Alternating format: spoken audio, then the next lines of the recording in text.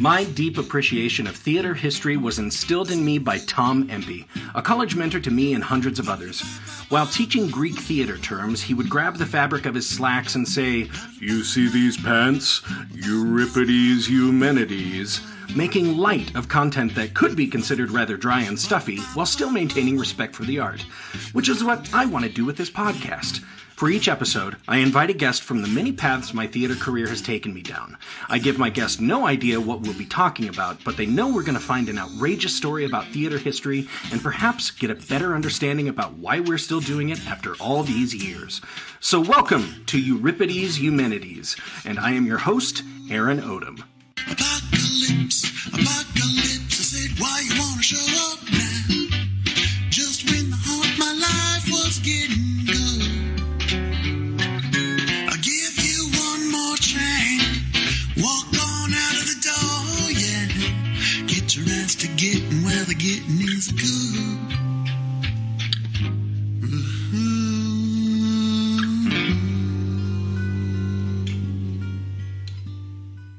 Hello, my friends and listeners. This is Aaron Odom from Trident Theater in Sheridan, Wyoming, coming to you for another Euripides Eumenides, a theater history podcast. I don't know what just happened there. I feel like I just blanked on the name of my show.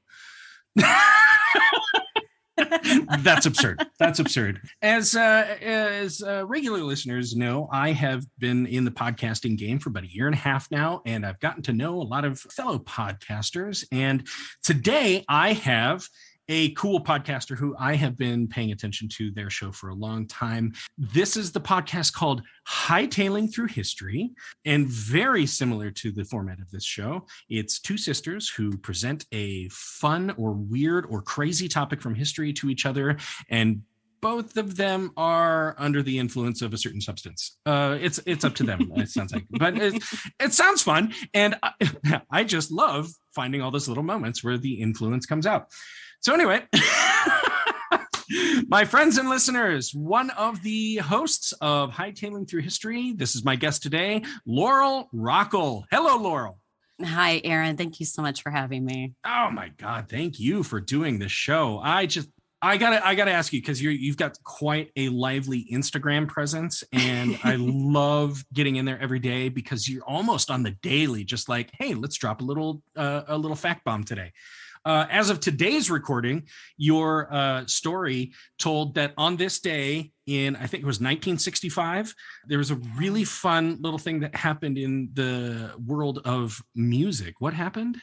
So the FBI finally came out after a 2-year investigation to say, we actually don't really know what the Kingsmen are saying in their song Louie Louie. We've slowed it down. We've sped it up. We have no idea. But it's, quote, unintelligible at any speed, because what was happening is when the song came out in 1963, well, as you know of the song, it's so kind of garbled in its lyrics. You can barely understand what they're saying. They're not exactly erudite in their enunciation. Right, exactly. Yes. Louie, oh, baby.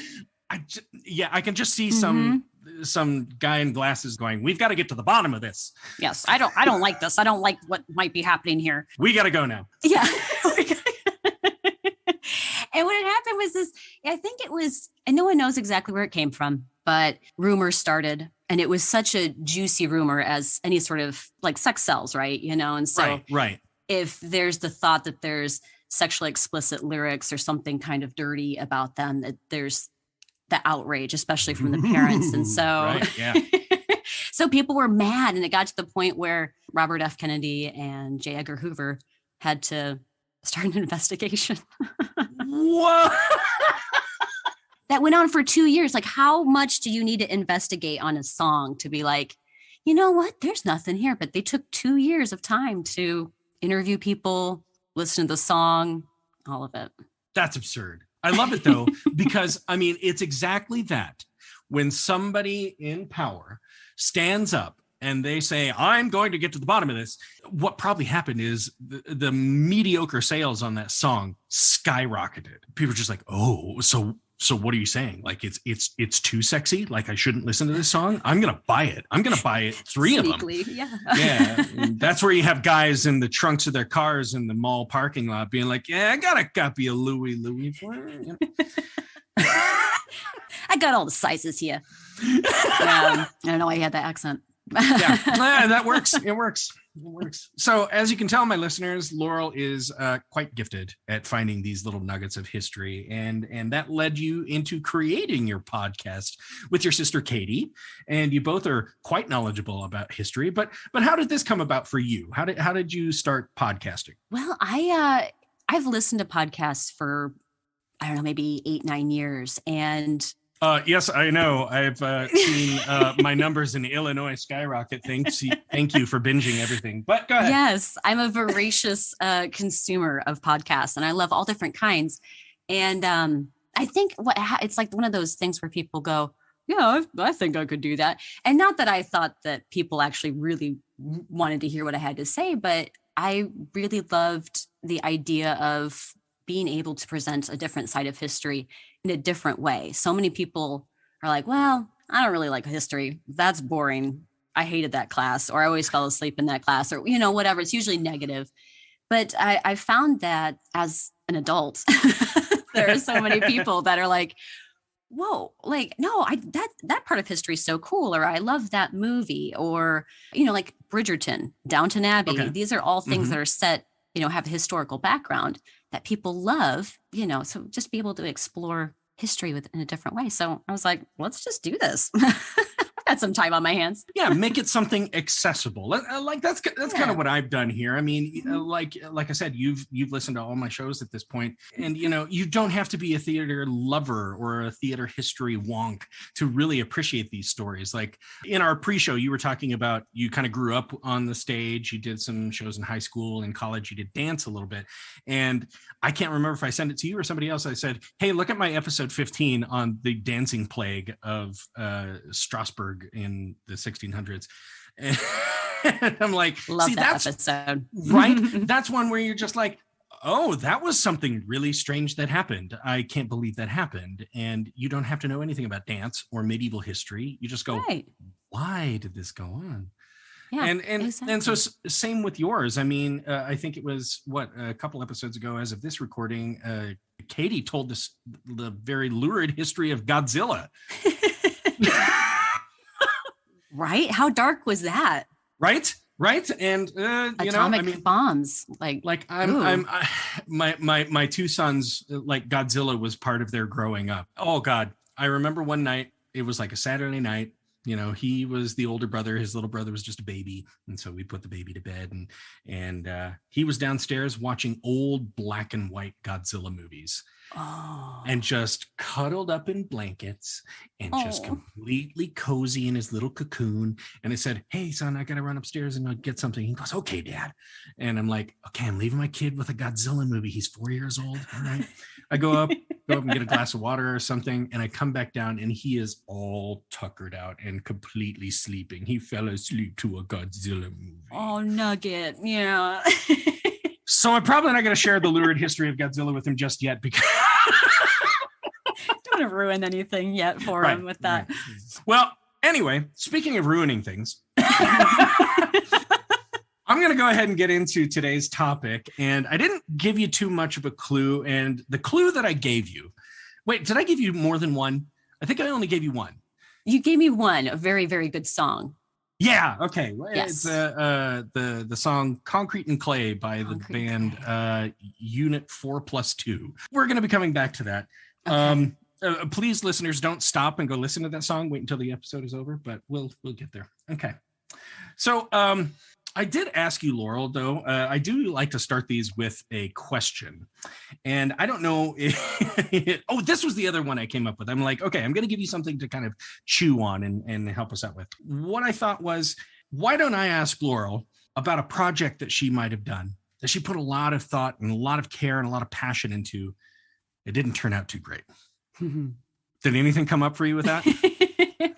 Yes. Uh-oh. Lay it on me. Yes, it did. Yeah. So I was in the health and wellness field for the last 15 or so years. Whoa. Okay. So it's it's definitely a departure for me doing what I do now. Yeah. Right.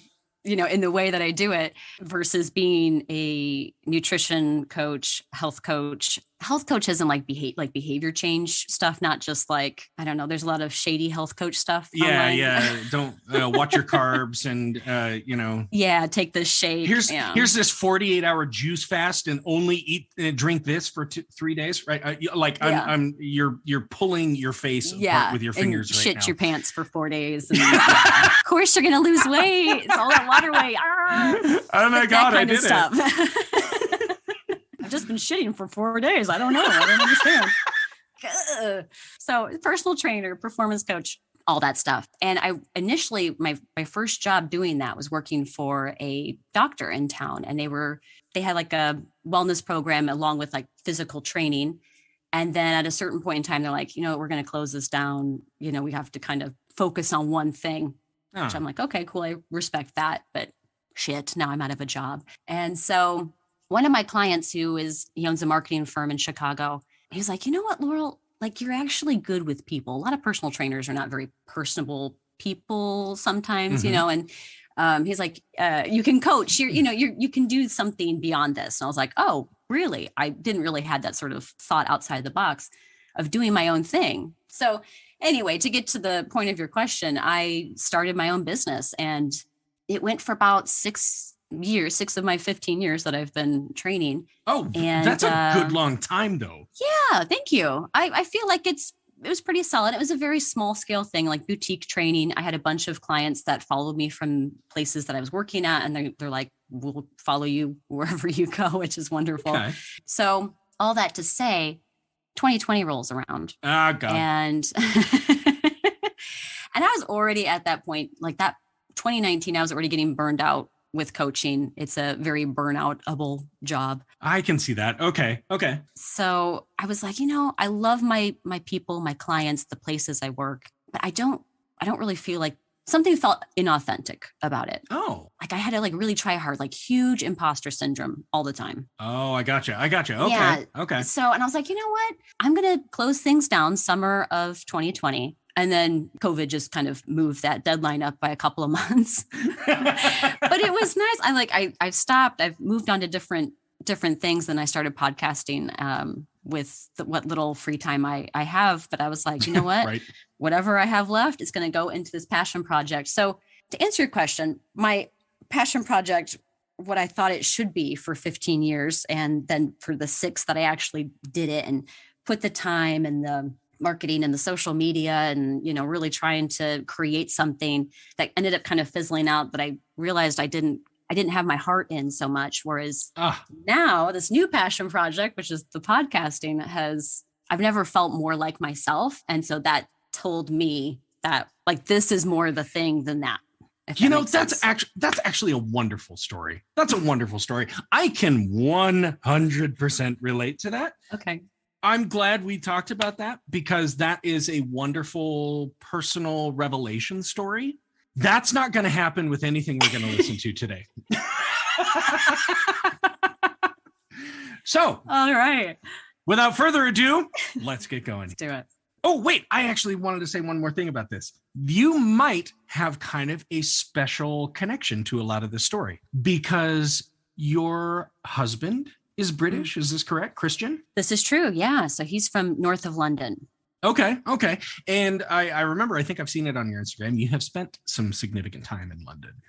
Yes. Love that city. One of my favorite places in all the world. And so I'm glad that we get to travel there tonight, it sounds like. You ever been to any shows on the West End?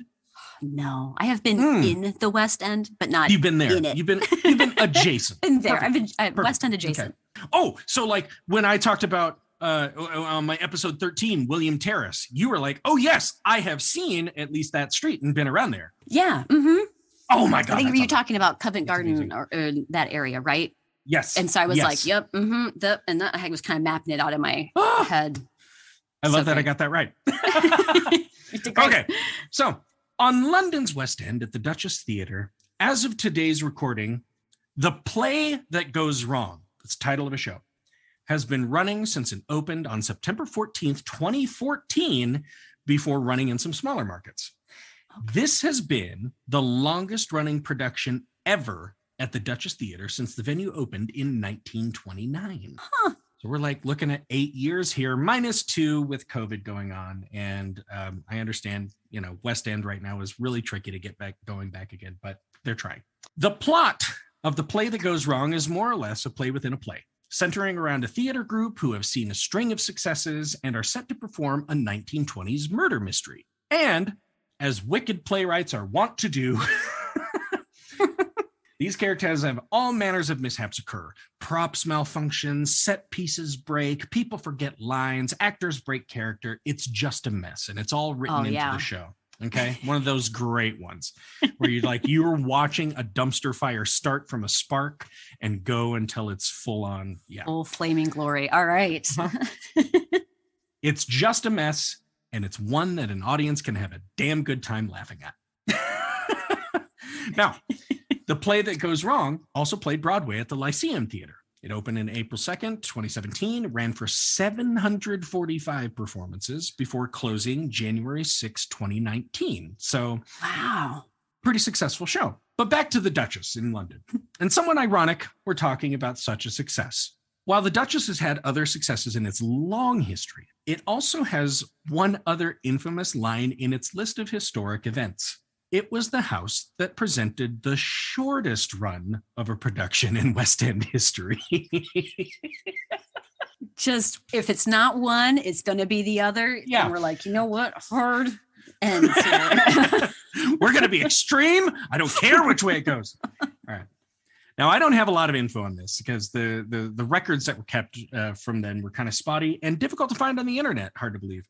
March 11th, which is my son's birthday, March 11th, 1930, a play called The Intimate Review opened and closed on the same night. Stop it. So, for my listeners, hands just went in the air, jaws dropped. Get out of here. This is going to happen a lot tonight, I promise. Yeah, this is nuts. So when I was listening to another one of your episodes, I'm not even sure what it was about, but the question did pop into my head. I was like, I wonder if there's a show that they opened it and within either one show or the two showings, like within the day, they're like, yeah, no, we're done with this. And I was wondering that. And so I'm so glad we get to find this out.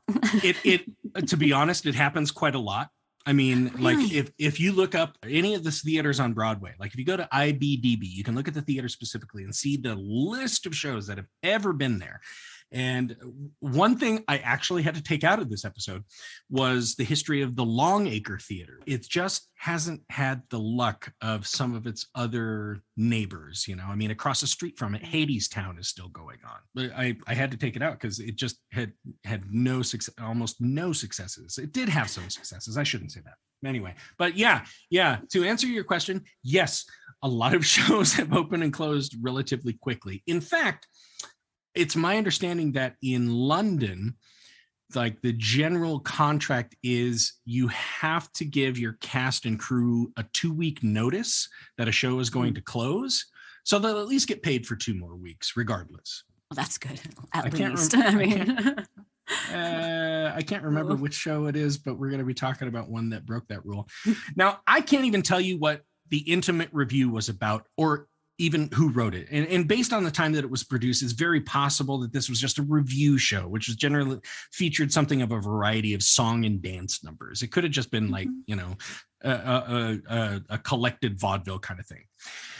What I know is that the reviews say that it looked completely under-rehearsed and just thoroughly a big waste of everyone's time. What the hell even is this? What am I watching? Upon closing, the producers announced that they would take it back to studio for rehearsing and open again on March 30th, but it closed 2 weeks later. And actually, some of the sources that I found suggested that it didn't close after the show ended, that it closed at intermission. Oh, so some folks just paid their ticket and they're like, well, I guess I don't find out how this ends. This is horse shit. Bye. Oh. So here's a review from the first run. That's nuts. The Daily Herald theater critic wrote that, quote, "If a show is not slick and spectacular, then it must be witty and ingenious. Unfortunately, the Intimate Review fell into neither category." Mm. Oh, Ouch. and No. you have listened to some of my episodes before, so you understand that there is a beautiful art in writing a bad review. And boy, are we going to hear some tonight, because what we're going to be talking about tonight, Laurel, are colossal flops in commercial theater history. Oh dear. I can't, I'm like, oh dear, I'm so sad for them, but also give me more. Let's hear it. And this is why I asked you the question that I asked you. The thing about big commercial theater is it's such a big business venture. Like, it's such a big undertaking that anybody involved does not believe that it's going to fail. Right. They have enough faith in it that they're like, this is going to happen. I've had him on the show a few times. My friend Richard Jordan, who's a producer in London, says, when you look at it in the long history of shows, everybody is thinking they're going to have another Cats. Right. Because when it was first presented, and I'm not talking about the movie that just recently came out, because that missed a lot of targets. Right. Yeah. But when it first premiered, in the late 70s, early 80s, everybody's like, so what's this a show about? It's a show about cats, and it's based on a T.S. Eliot poem. And what happens in the show? But for some reason, it struck a chord, and it hit what people were needing right then. And so everybody's just started going, oh my God, well, my show that is a huge pitch could be the next Cats. So keeping that in mind, bless them. Let's hear about some times when this misguided faith didn't really pay off. I'm going to go back a couple years in history from the Intimate Review to 1927. We're going to talk about a Noel Coward play. Oh, okay. And the play is called Sirocco, okay? Like the term for a hot desert Mediterranean wind, a Sirocco. Oh, that's what I was feeling. Like I felt that was what that word meant. Right? Like I'm smelling incense and I'm hearing the pipes of snake charmers. And okay. So Sirocco was kind of unusual for Noel Coward in 1927. He was 26 at the time and was already this huge star. So especially in this point in his career, it was very rare that he would have a total dud. Now, he wrote this play called Sirocco, and it followed the womanizing exploits of something of an Italian Lothario who beat up on his girlfriends when they didn't agree with him. Oh no! I was sitting there thinking, is this like a knockoff Casanova or something? But then I was like, oh wait, we just took a turn. Oh wait. Well, no, I mean, I'm sure behind closed doors, Indiana Jones got a little fisty. Possibly. Yeah, possibly. Now, Noel Coward begged his friend, I don't know how to pronounce his name. I'm going to say it, Ivor. Ivor, maybe, I don't know, Ivor Novello, to play the lead. And at this time, he was the biggest British star of silent film. Okay. And he and Noel Coward were super good buddies. Ivor refused again and again, stating he wasn't right for the part. Okay. So as I'm stating it, I'm saying this character, the lead is, and as I pictured him, it's like a Marlon Brando, and heck, I just said it, Indiana Jones, kind of like a Harrison Ford type of role, like a kind of muscular man. Ivor Novello was kind of like the equivalent of today's Sean Hayes, kind of like a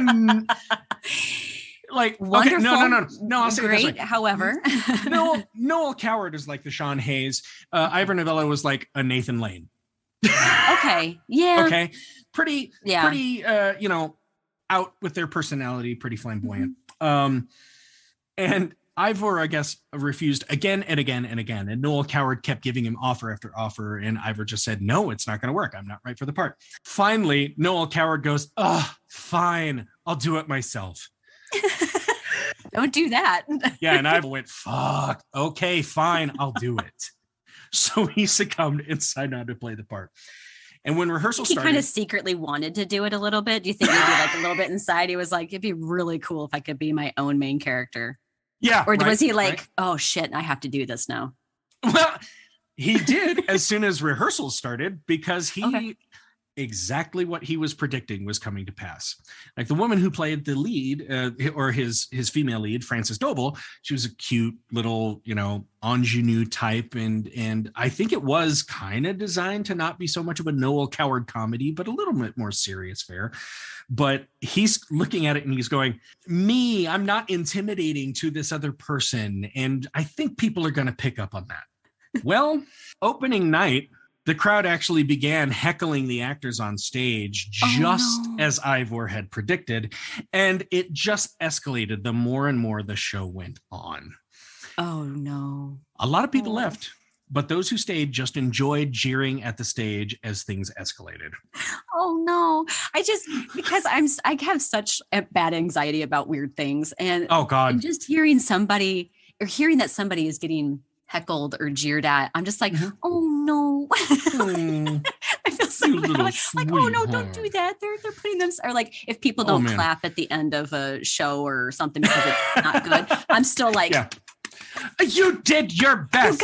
You got up there and you put yourself out there. And anyway, it might be maybe a little bit now that I'm hearing it out loud. I don't know if that's like condescending at all. No. Okay. That's perfect. That's perfect. Because they worked hard. They put the time in.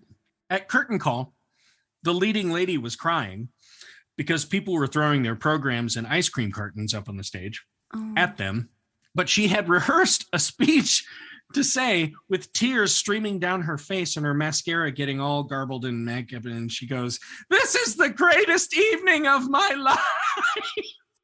Oh, girl.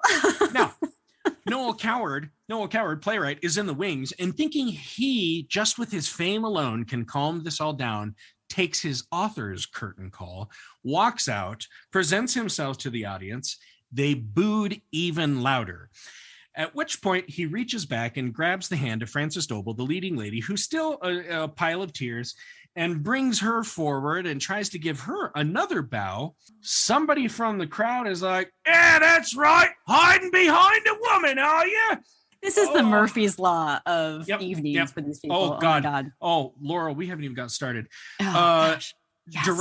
Director Basil Dean was at dinner during the performance, knowing that it was going to be a disaster. He finished dinner and he returns to the theater in time for the curtain call.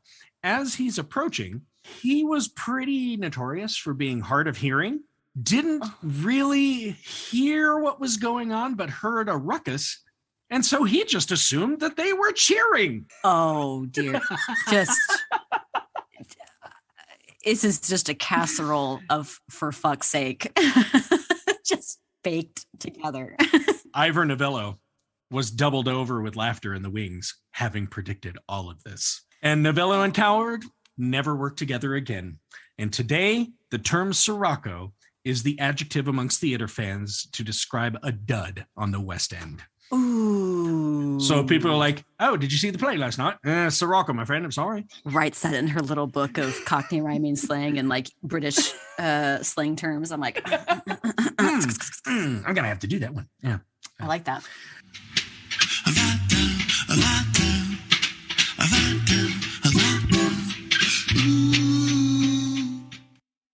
So that's the term on the West End. Would you like to know the term on Broadway? Sure would. Sure would. I can't wait. Oh, tell me. What's it going to be? The term is moose murders. Oh, my God. So I'm guessing this has got to be the name of the play that does not do so good. That's the name of the play, Moose Murders. Yep. Okay. Oh, we're going to go see Moose Murders this Saturday. Yeah, we got really great tickets for it. February 22nd, 1983.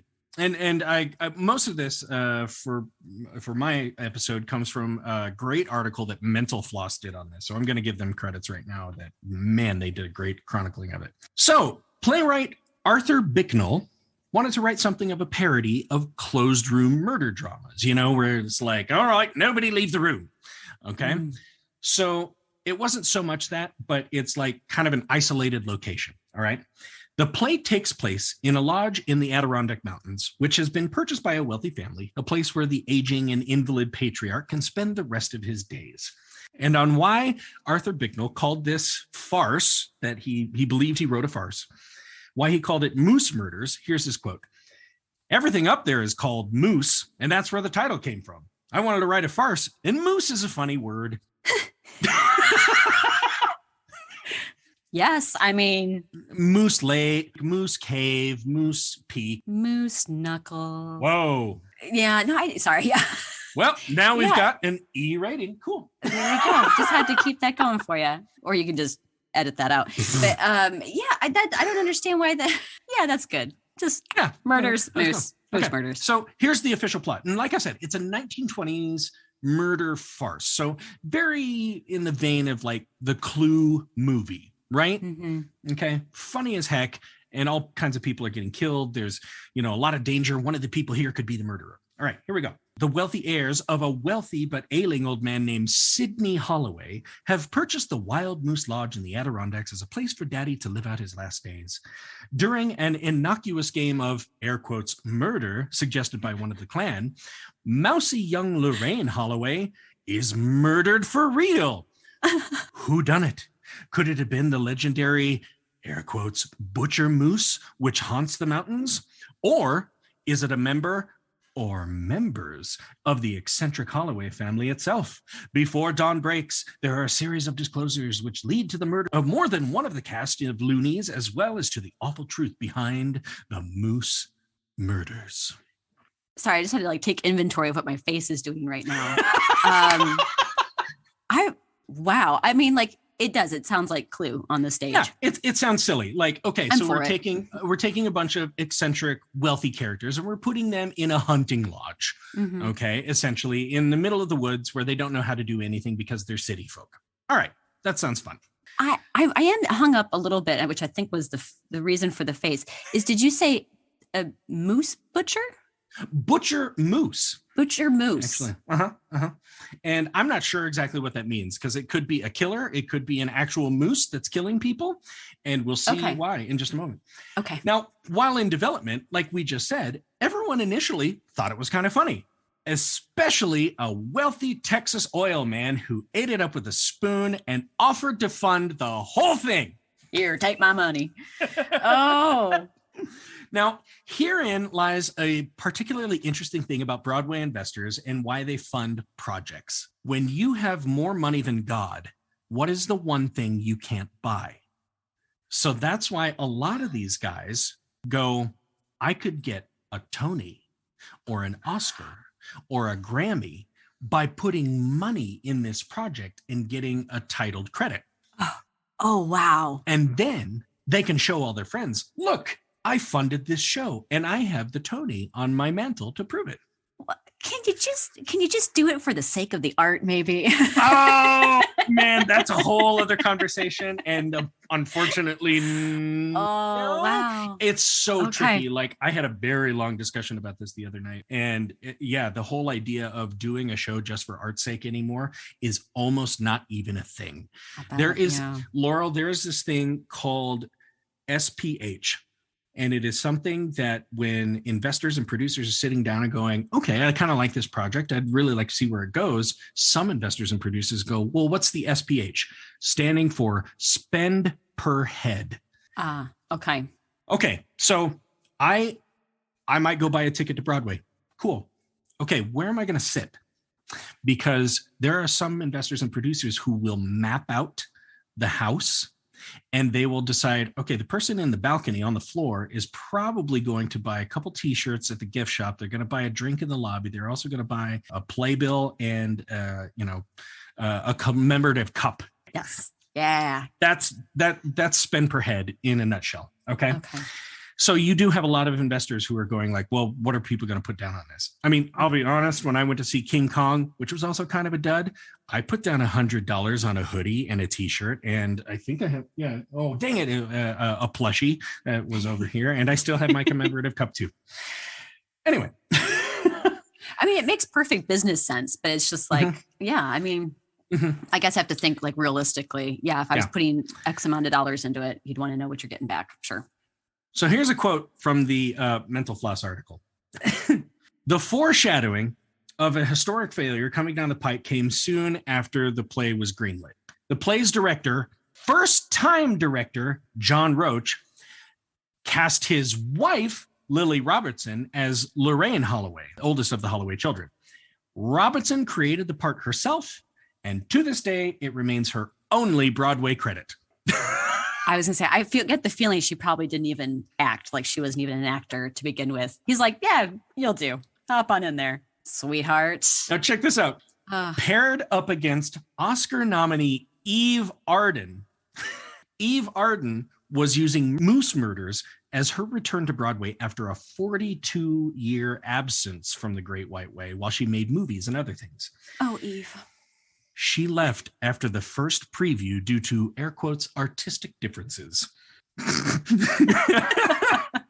Very diplomatic. Now, some reports say that she was given artistic license to change her lines at will, whereas others say she couldn't remember the lines to begin with. Now, Arden was replaced by Holland Taylor. Now, she's done a lot of stuff. She's, I think she was on The Practice and 2.5 Men. A lot of people know her now as the partner of Sarah Paulson. Yes, I think I've seen her. Yes. Okay. I'm just trying to get that face in there. Holland Taylor loved the show when she read it, but didn't have a lot of faith that it would last very long. She thought it was pretty over the top, and you'll see why in a moment, but she was kind of in debt and took the job for a paycheck. Here's some account from Miss Taylor about her experience with the production. Quote, one night, the play closes on a blackout laugh line, which is my line. One night, I said the line, it got its fairly weak response, and the lights did not go out. Oh. And the curtain did not come down, and that was the end of the play. The others on stage all started scattering like rats on a ship, and I said, come back here, and made them all come back, and we stood in a line, took hands and bowed, and I said, that is the end of the play. Let me announce it for you now. That was the end. You may clap if you feel like that's something you wanted. No, it's fine. It's fine. No pressure. I'll just... Oh, no. I'll be honest. That's happened to shows I've directed where like the play is left fairly open-ended and people don't realize that it's over. And they're like, whoa, that was it? Oh, my God. And then they start clapping. But okay, here we go. After 13 preview performances, Moose Murders opened on February 22nd, 1983 and closed on the same night. Ooh. Oh, no. New York Times critic Frank Rich, known well for his well-written and entertaining reviews of awful plays, wrote one hell of a review for this show. Oh. Here are some of the best zingers. Oh, my God. From now on, there will always be two groups of theater goers in the world. Those who have seen Moose Murders and those who have not. The set represents a lodge in the Adirondacks and is profusely decorated with the requisite stuffed moose heads. Though the heads may be hunting trophies, one cannot rule out the possibility that these particular moose committed suicide shortly after being shown the script that trades on their good name. Oh, this man, he is like Shakespeare. Here's a great long one that tells a little bit of the plot. I didn't really just, I told the plot, but this is kind of his version of the plot.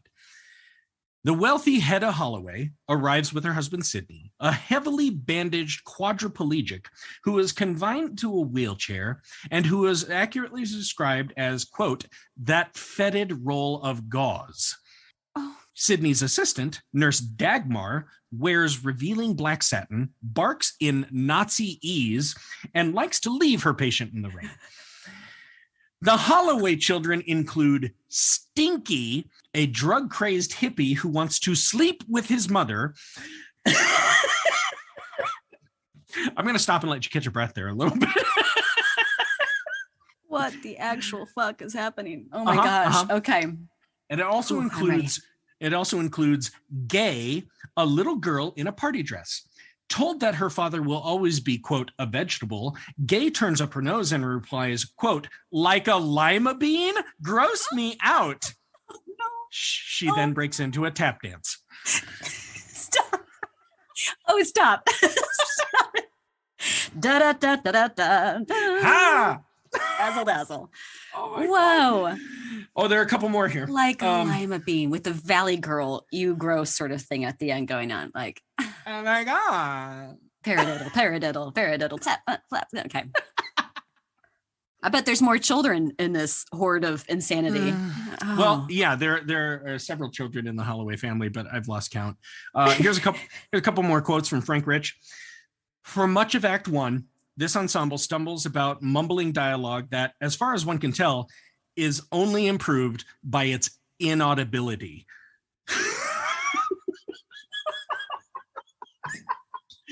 So not only were the lines shit, but thank God we couldn't hear them.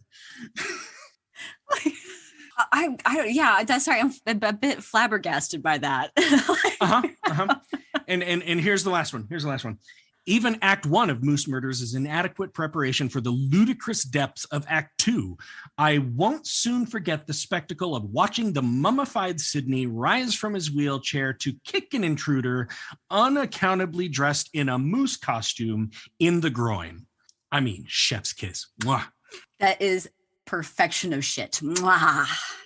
Beautiful. That review is brilliant. I love that. Yeah. I love him. I guess they have a whole book of his reviews. And I so want to buy it now. I don't know where I found it, but I think at one time Holland Taylor alluded to the fact that during one of the preview performances, they went to a curtain call, met with absolute silence. Like the crowd just sat there and stared at them, those that remained. And so I guess Moose Murders has been restaged a few times to completely poor reviews and awful audience response. In 2008, it was launched as something of a performance art piece with very little acclaim. Like they tried to do the room. The Room, yeah. Yes. Mm-hmm. That's what I was feeling. I was like, it's quirky, it's fun, it's like a little cult classic. You're like, no, this is awful.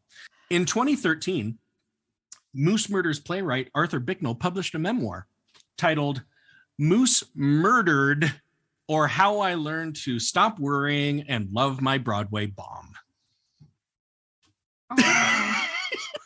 And rip off other titles of things. Oh, no. Oh, Arthur. To this day, it's basically the industry standard to judge Broadway flops.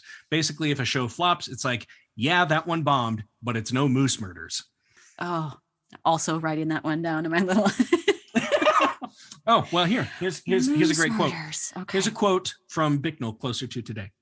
There is such a thin line between fame and infamy, and I'm almost proud of my infamy. So many people know Moose Murders.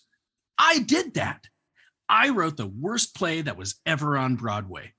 That's something. End quote. You know what? There's something to be said, I guess. I'm trying to look at this as positively as I can for dear old Arthur. But to take ownership and be like, it was shit. And you know what? I did that shit, but it was the worst shit. It was the number one of shit. And therefore, yay me. I mean, yay me.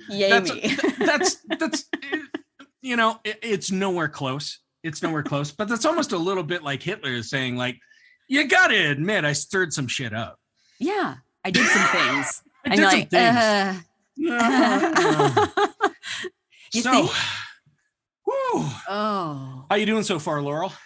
It's great. Like well, good. I'm glad you're still. I broke a sweat.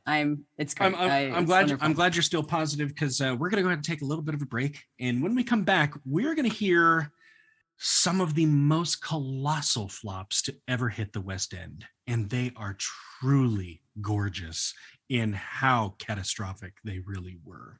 We haven't even gotten to the championship yet. Oh no! Oh God, no! Oh, Laurel, I told you this goes deep, girl. Oh my God! So, my friends and listeners, we'll be right back in just a moment and continue after that.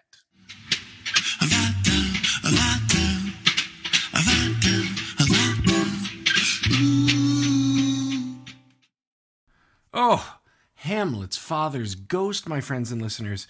Isn't this fascinating? So much failure. We've had so much failure on Broadway. But, without those failures, we couldn't define the successes that we've come to enjoy. We have so much more content that Laurel and I had no idea this would be going on so long, but we had a fabulous time. So we are actually going to come back in a couple more weeks with part 2 of Colossal Flops. You're not going to want to miss it. We'll be back in another couple weeks, but in the meantime, please feel free to write a review, like, follow, share, subscribe, put this post on your social media. I love it. The more followers we get, the more we get to bring you more content. So, from Trident Theater in Sheridan, Wyoming, this is Aaron Odom signing off for another episode of Euripides Eumenides, a theater history podcast. And in 2 weeks, I will see you at intermission.